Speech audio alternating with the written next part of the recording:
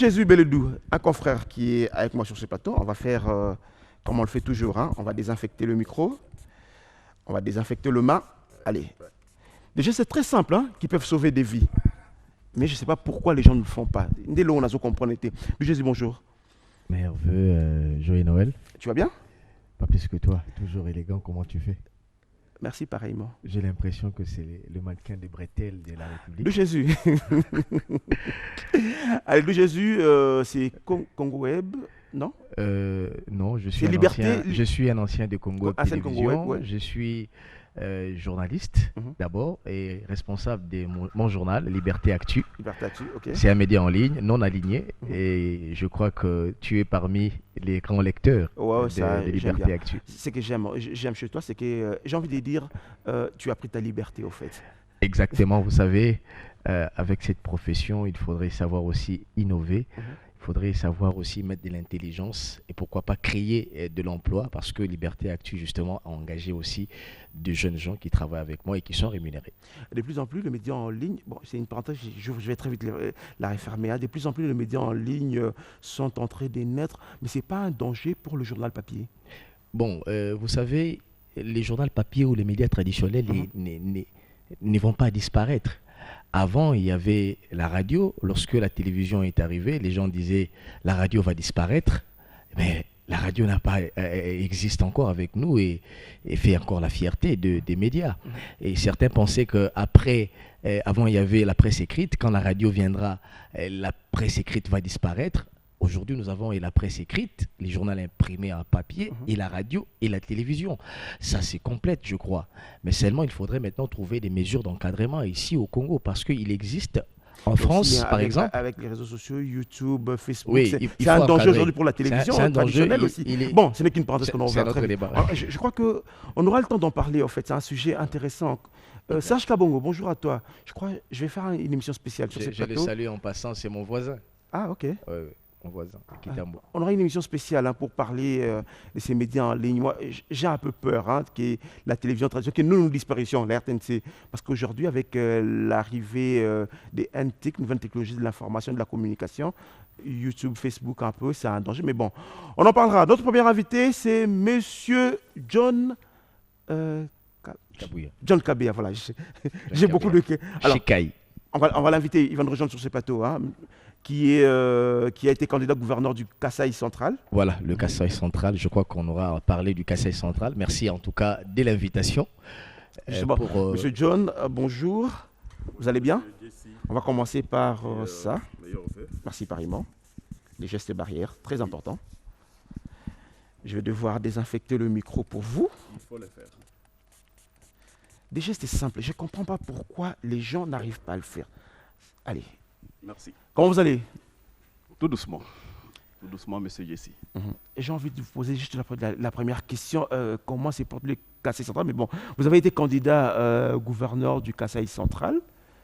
Oui, j'étais candidat gouverneur au Kasaï central en 2019. Alors ça n'a pas marché.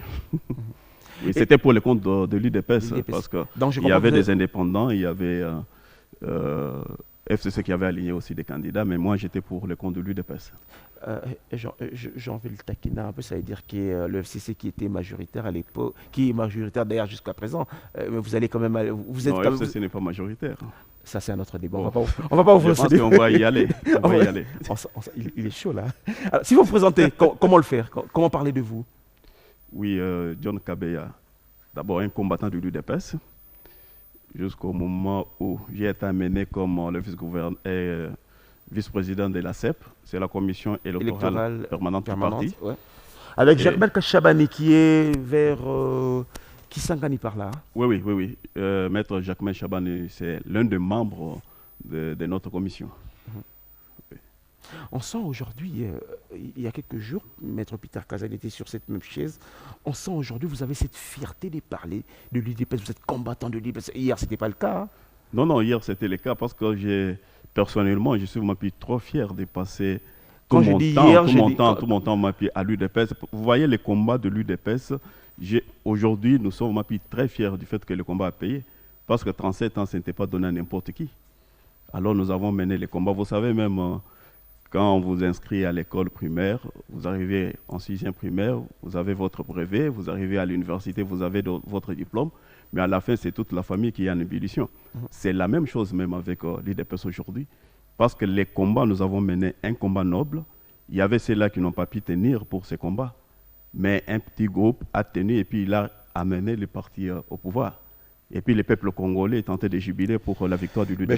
Je sais pas, à vous entendre parler, on sent une certaine autosatisfaction, mais bon, on en parlera d'où Jésus. Oui, effectivement, on doit être plus satisfait de notre lutte. Parce qu'aujourd'hui, la lutte a payé. Parce que l'objectif dans chaque lutte, c'est la victoire. Mais pourtant, ceux qui vous regardent de l'autre côté du miroir, de la vitre, disent qu'on ne sait pas vous reconnaître les 37 ans de lutte. J'ai envie de le dire comme ça. Si vous voulez qu'on y aille, on va y aller. Hein. Notre lutte, même sur les plans internationaux, personne n'a pas douté de notre lutte de l'UDPS. Oui, mais c'est tout le monde qui parle. Nous devenons un modèle pour les pays, pour les partis socialistes africains, que ce soit même sur le plan international. C'est-à-dire nous avons mené notre combat, une lutte sans armée, mais nous sommes arrivés au pouvoir. Oui, une lutte sans armée, vous êtes arrivé au pouvoir, oui, tout ce que vous voulez, mais des ans après, je disais, ceux qui regardent derrière la vie, ceux qui vous regardent, ils disent qu'ils ne reconnaissent pas les 37 ans de lutte. Comment ça? Je le dis comme ça, ils ne reconnaissent pas vos 37 ans de lutte. C'est comme si aujourd'hui, des ans après, vous êtes en train de vivre ce qui se passe aujourd'hui. C'est une parenthèse qu'on ouvre et qu'on va très vite refermer. Parce que la lutte de l'UDPS ne s'est pas limitée. Jusqu'à quand nous sommes arrivés au pouvoir, on va commencer à se flotter de mecs et nous sommes arrivés au pouvoir. Maintenant, le deuxième combat, c'est pour voir comment stabiliser le pays. Vous savez dans quel état nous avons récupéré le pays. Oui, Jésus. Nous allons sentir à Tokoswa dans notre plateau, mais bon, on y va. Chikaï, c'est quand même, permettez-moi de le dire, notre prototype de cadre de l'UDPS, parce que dans la rue, ça court de bruit du genre, à l'UDPS, il n'y a pas de compétences. À l'UDPS, il se pose un problème, etc. Hein, des cadres, mais déjà, je vous entends parler, c'est un autre son des cloches de tout ce qu'on raconte. Ça, c'est la première observation. Et mesdames, voici ma question. Aujourd'hui, tous se réclament tshisekidistes. Ceux qui sont ramenés de l'Europe, plusieurs conseillers à la présidence, sont du coup très tshisekidistes que les tshisekidistes même. Vous dites que vous êtes de l'UDPS. À quand remonte votre combat? Est-ce que vous n'avez pas apparu parce que l'UDPS a les pouvoirs maintenant?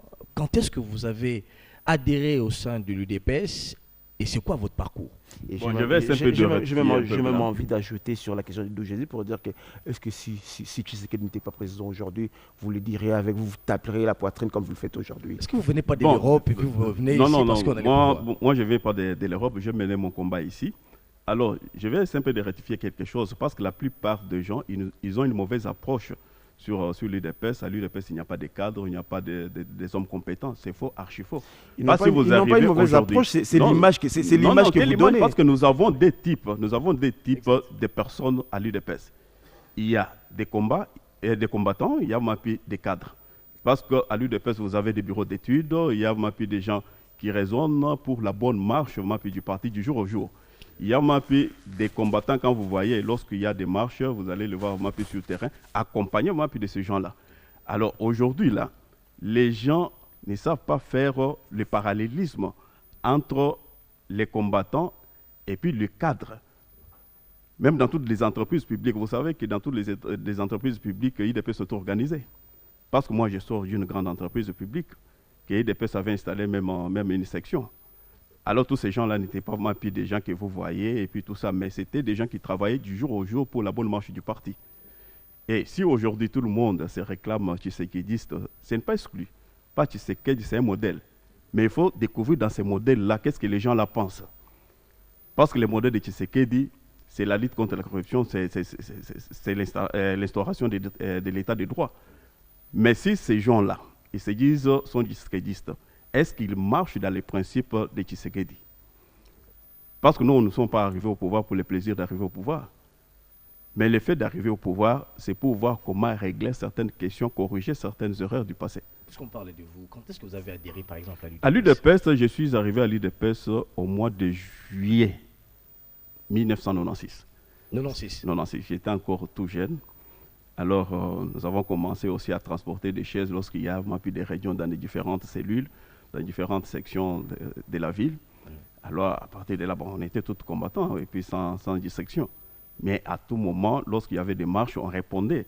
C'est-à-dire, personnellement, je ne pouvais pas s'imaginer un jour que nous allons arriver au pouvoir et puis vous allez me voir devant vous parler, vous m'appuyez et Tshisekedi vous a nommé, j'ai lu quelque part là, comme étant membre de son gouvernement. Oui, gouvernement alternatif. On parle de Tshisekedi de Père. Oui, c'était le Tshisekedi de Père. C'était la dernière décision de sa vie. C'est-à-dire, tout juste quand il l'a nommé, l'actuel président Aïe, président Jean-Marc, que je salue en passant, je le présente levé de Meyer, quand il l'a nommé président Aïe comme secrétaire général, après quelques jours, il avait nommé les membres du gouvernement alternatif. Dont à la tête, on avait Valentin Mobake, il y avait Levier, j'ai oublié encore les noms, qui était son vice et puis tout ça. Mais par après, lorsque Levier est mort, bon, il y a eu ce que vous connaissez, il y a eu la débandade et puis tout ça, mais nous sommes quand même restés. Au niveau du gouvernement alternatif, nous avons produit même un travail de qualité. Alors, on va parler, c'est une parenthèse pour vous présenter, on va la refermer, on va beaucoup plus parler du Kasaï central où vous avez été candidat à gouverneur. Bon, vous-même, vous avez dit que ça n'avait pas marché. D'abord, pourquoi vous avez été candidat à gouverneur au Kasaï central? Bon, vous savez une chose, des ambitions, il faut avoir des ambitions dans la vie. Il faut voir aussi un objectif dans la vie. Parce que moi, je n'étais pas parti comme candidat gouverneur pour le plaisir d'être candidat gouverneur, mais j'avais des objectifs précis.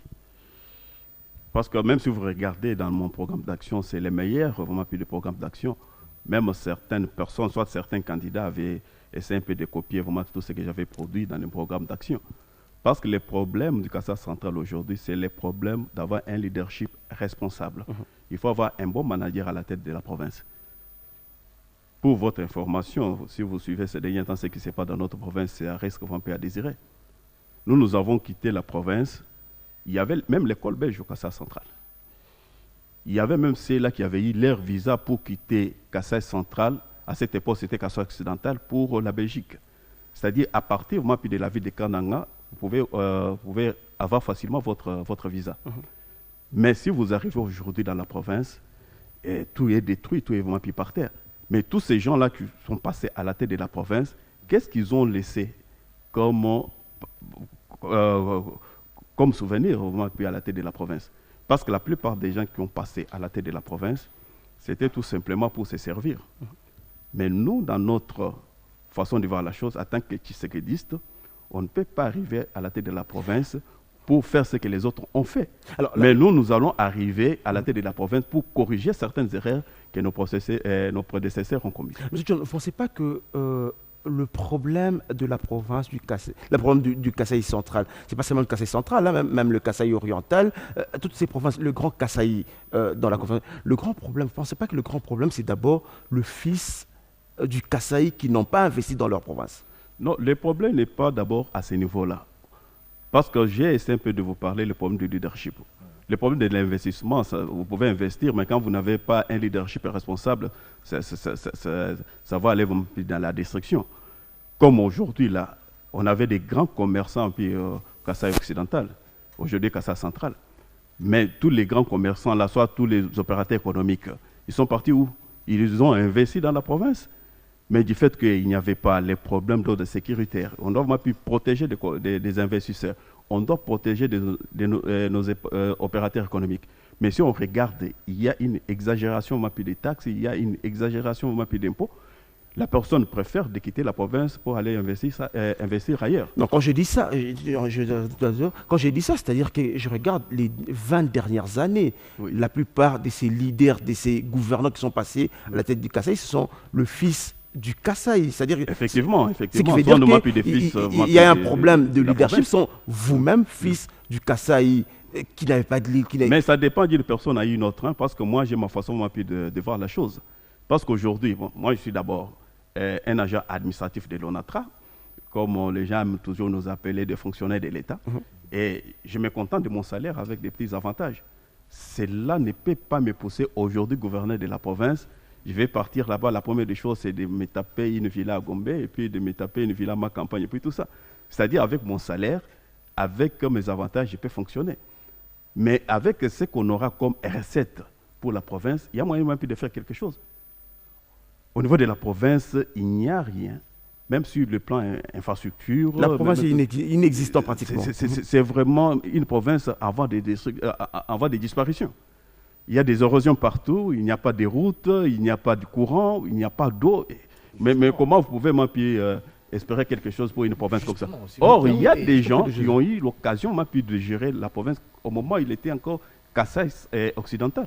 Ils avaient eu vraiment tous les moyens possibles pour voir comment développer la province. Mais ces gens-là n'ont rien fait. Si vous arrivez aujourd'hui au Kassai central, dans la ville de Kanang, on a tout loti.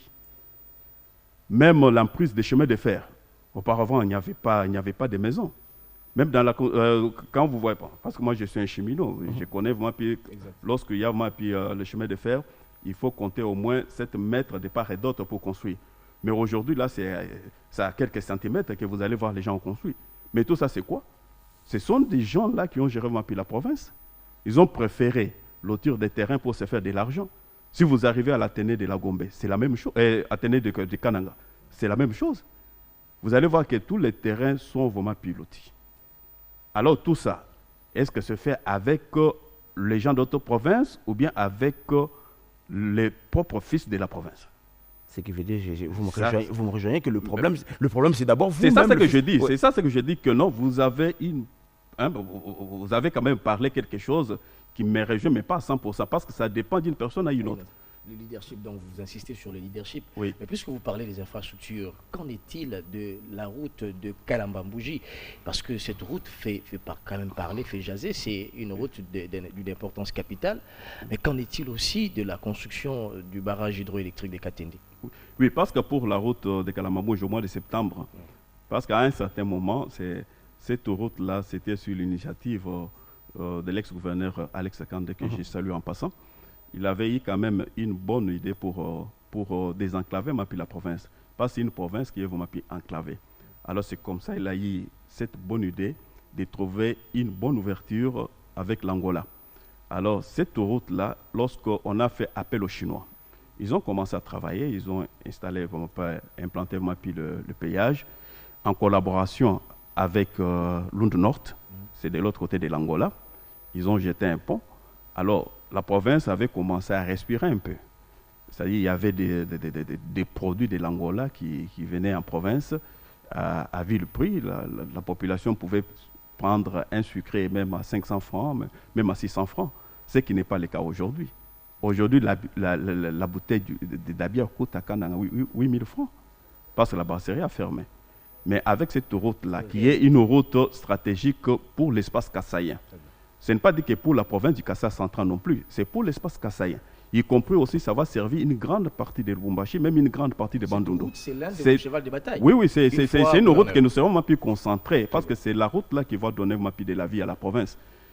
Mais au mois de septembre, nous étions retournés avec des Chinois, parce qu'à un certain moment, il y avait des couacs avec l'ex-gouverneur Martin Kabouya.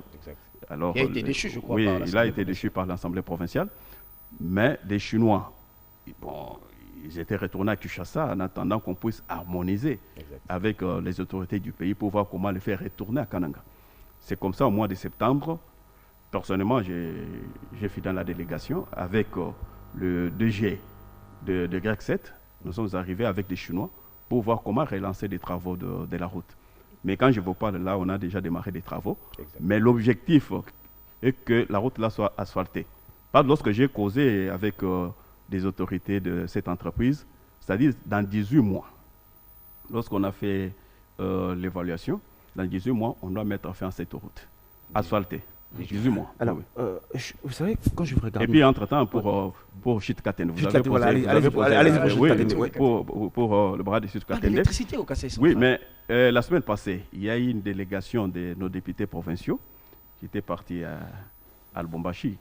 Il y a Zachary Kayembe, il y a Antoine Mathieu, il y a Mme Kapinga Béatrice, il y a Bob Kayembe. Avec l'autre, ils sont arrivés à Lubumbashi pour voir l'état de nos matériels, parce qu'il y avait l'incendie. Si vous étiez informés, sur 5000 tonnes, nous avons perdu pratiquement 1200 tonnes de matériel vraiment incendié. Alors nous sommes en train de voir ensemble avec les autorités pour voir comment acheminer les 3800 tonnes qui traînent encore pour les travaux de barrage. Parce que c'est un barrage qui va vraiment aider tout l'espace Kasaï. C'est la même chose même avec la route de Karamongoui. C'est la même chose même avec les barrages de Katende. C'est vraiment l'espoir de tout l'espace Kasaï. Même en son temps, il y avait même le projet de Codesco. Codesco, là, il y avait les financements des fils des terroirs. Il y avait des vieux Moukam Jonas, il y avait l'honorable Excellence Chongo Chibinkoboula, tous les patrons là de l'espace Kasaï, des notables, ils avaient mis la main à la pâte pour mettre fin à ces... Alors, tout à l'heure, on va parler de votre gouvernorat, mais Monsieur John Kabia, vous savez, quand je vous regarde en train de parler, en moi, vous savez, je vous appelé 3 fois, en fait. Vous savez pourquoi? Oui. Je viens de me dire un truc, je me dis, est-ce que vous savez qu'aujourd'hui, 5 ans après la fin du quinquennat, la fin du premier quinquennat du président de la République, si Kananga n'est pas le Kananga que tout le monde est en train d'espérer... De Lobour. Le Lobour. Comme les gens aimaient parler Lobour. J'ai envie de dire comme les Kinol et les qui vont Bambabino Mabanga. Bon, ce n'est pas le souhait. Ce n'est pas le souhait. C'est comme ça, le chef de l'État, il est en train de se concentrer pour le développement de notre espace kassaïen, y compris aussi notre province qui est Kasaï centrale, parce que c'est une province phare qu'il avait donné au moins 98%. Vous savez, lors des élections, c'est une province qui avait donné le meilleur de lui-même. Exactement. Alors aujourd'hui, nous sommes redevables vis-à-vis de ces peuples-là qui nous ont valorisés. On ne peut pas abandonner ces peuples-là. Parce que vous voyez, c'est un peuple martyr que moi j'ai toujours appelé peuple martyr avec ce qui était arrivé comme une ensapouille et tout ça. On en parlera tout à l'heure. Alors on cherche comment donner quand même de l'espoir à ces peuples-là.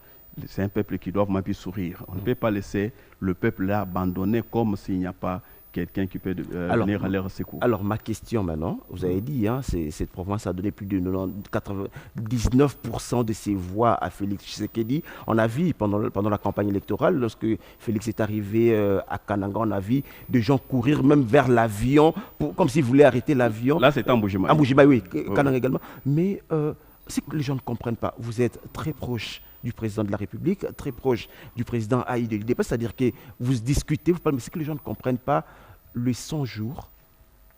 C'est comme si Kassé Central ne s'est pas retrouvé dans les 100 jours.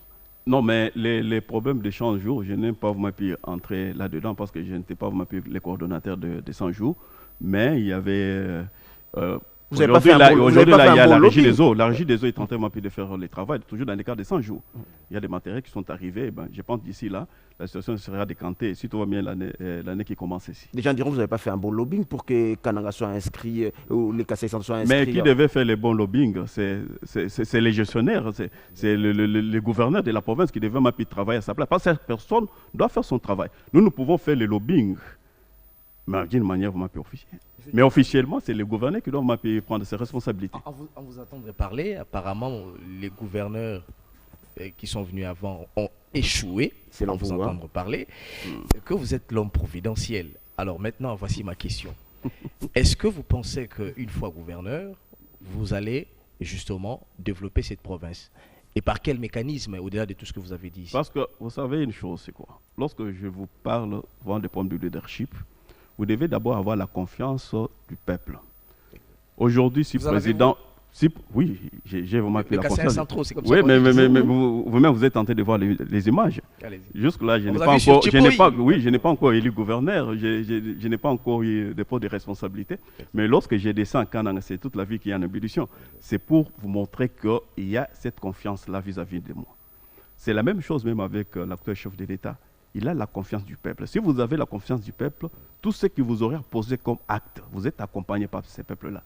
Aujourd'hui, gouverneur du Kassai central, la première des choses, parce que, bon, je peux dire nulle part au monde, vous ne pouvez pas voir un pays se développer avec, je peux dire avec des minéraux. Moi, c'est souvent avec l'agriculture. Très bien. Si vous regardez aujourd'hui l'Afrique australe, même des Américains là partout, ils se sont plus plongés dans l'agriculture. Or, chez nous, nous avons des hectares qui ne sont pas exploités. Ça sera mon premier champ de bataille. C'est-à-dire que non, je vais me lancer parce qu'il y a le problème de l'insécurité alimentaire. Comment les gens meurent de faim au moment où nous avons des terres? Et puis, qu'est-ce que nous devons faire? C'est en collaboration avec le gouvernement central pour voir comment donner des moyens aux paysans. Là, je vais vite avec la banque agricole pour servir aux paysans qui puissent nous donner suffisamment de produits alimentaires. Et puis la deuxième des choses, c'est sur le plan infrastructure.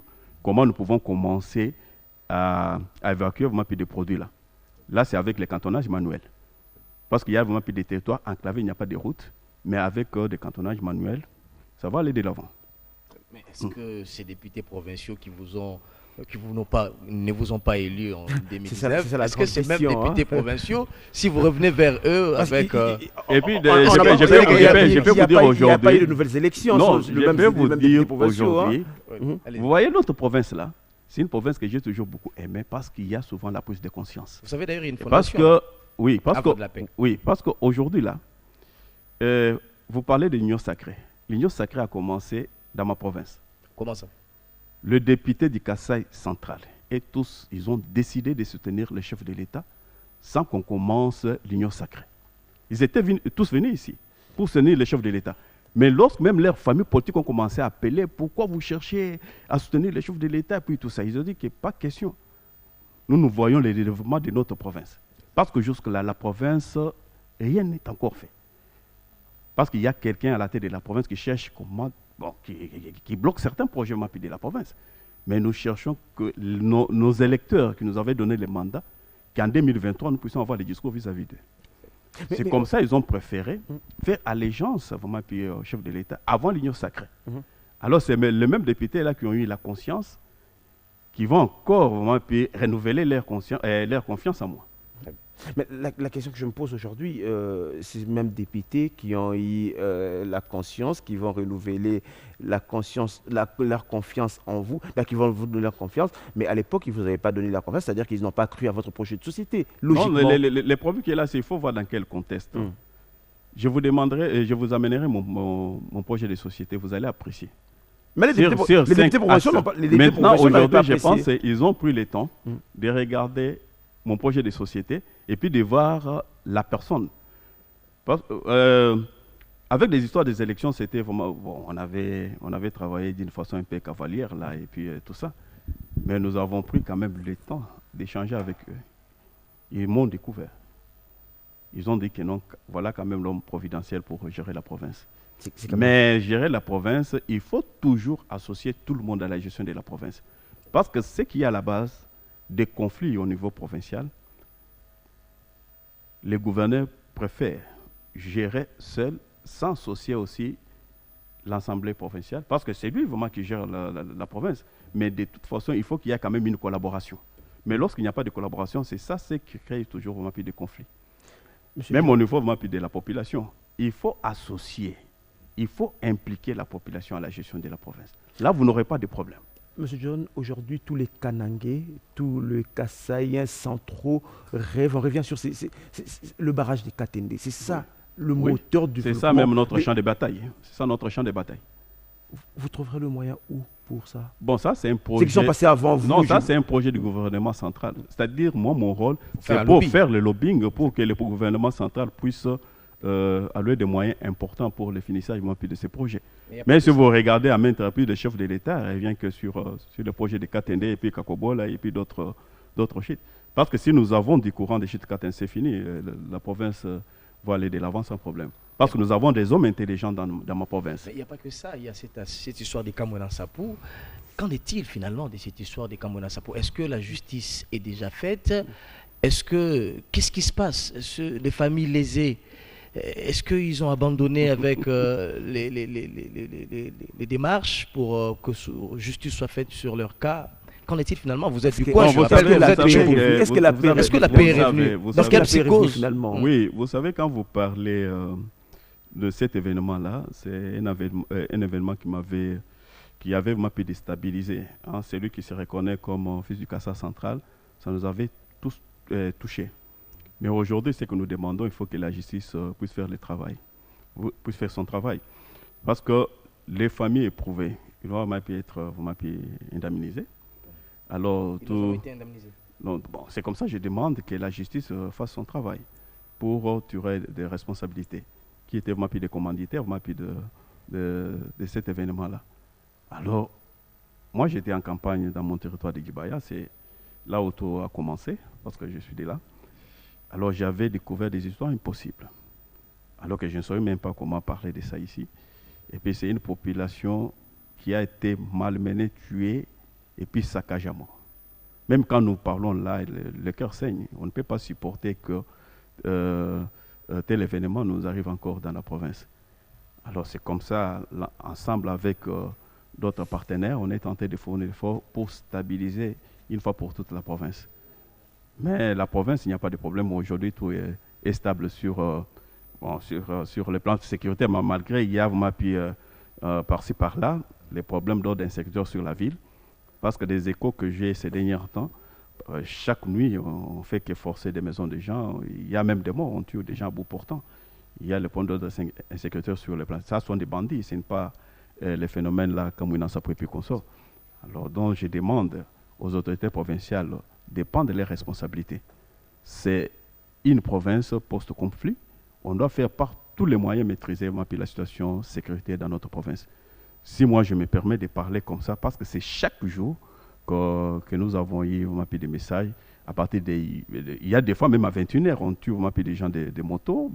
À minuit, dernièrement, il y avait même un médecin avec sa femme qui ont été visités. Il y avait même quelqu'un qui a été tué à bout portant par des bandits. Alors tout ça, ça revient à la responsabilité de l'autorité provinciale. Il doit faire son travail. Monsieur Dion, bientôt on va terminer. Hein, mais là, je vous entends parler. J'aime bien quand vous parlez. Hein, ça, je vous l'ai dit. Hein, j'aime bien quand vous parlez. Mais je ne sais pas, vous aimez comment parce que...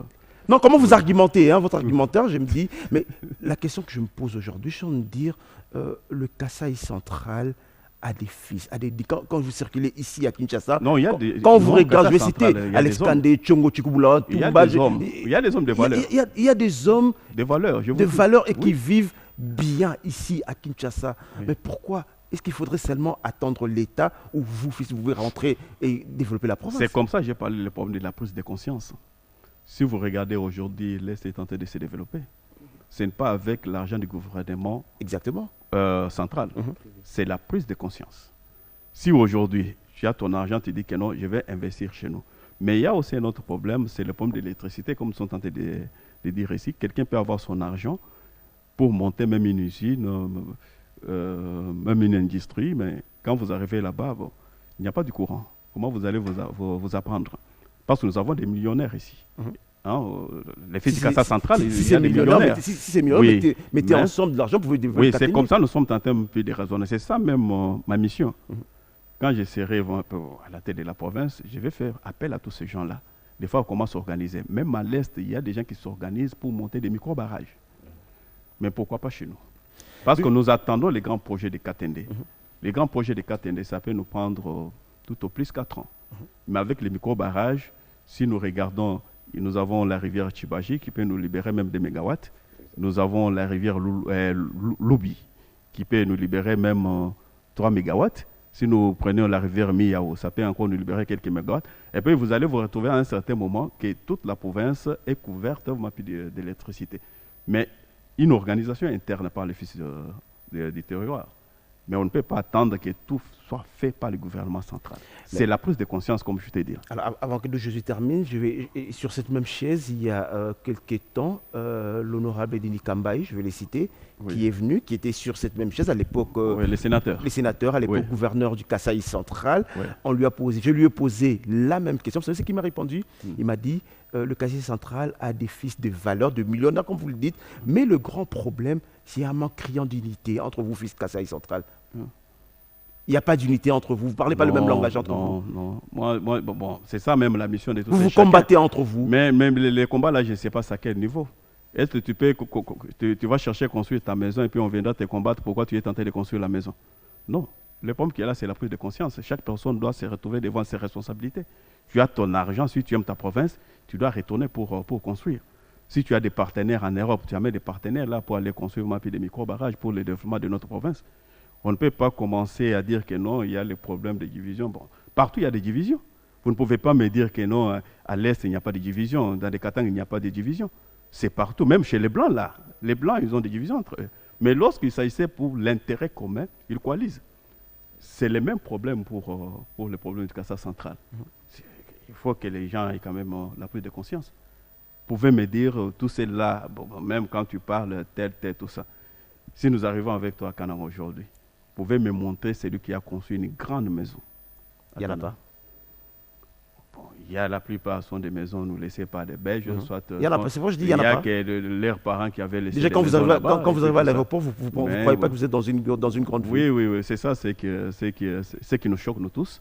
Mais nous sommes tentés de faire l'effort de conscientisation, parce que dernièrement, nous étions dans une réunion avec des notables de chez nous pour faire appel à tous les fils du Casa central que le moment est arrivé de les investir chez nous.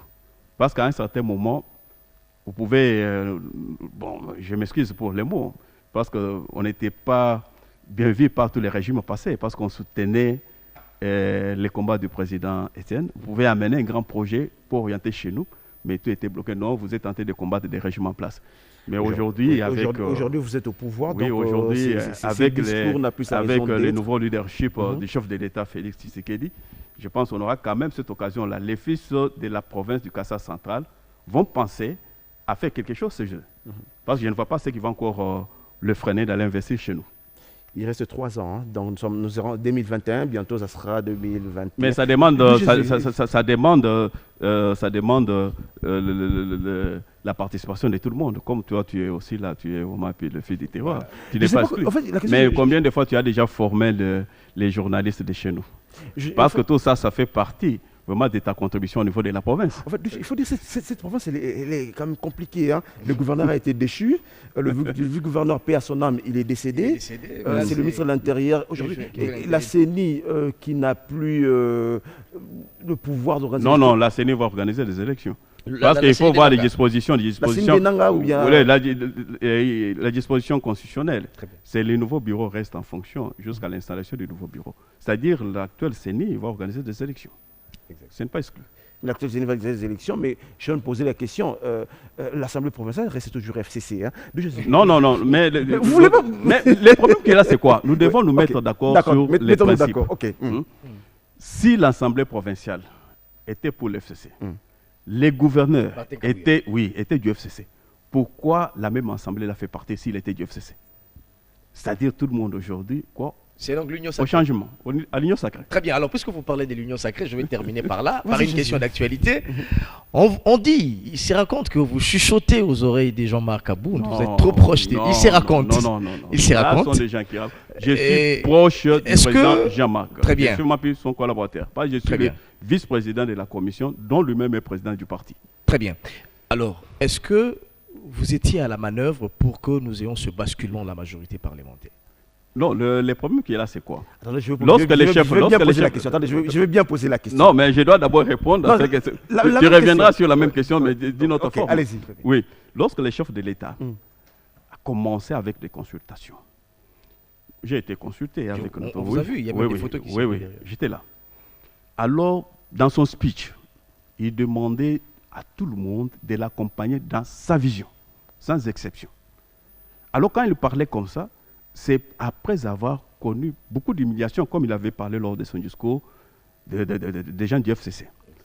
Alors maintenant, après, il y a eu cette prise de conscience, comme moi j'ai toujours parlé de la conscience, de part et d'autre. Maintenant, les gens du FCC, ils ont compris que non.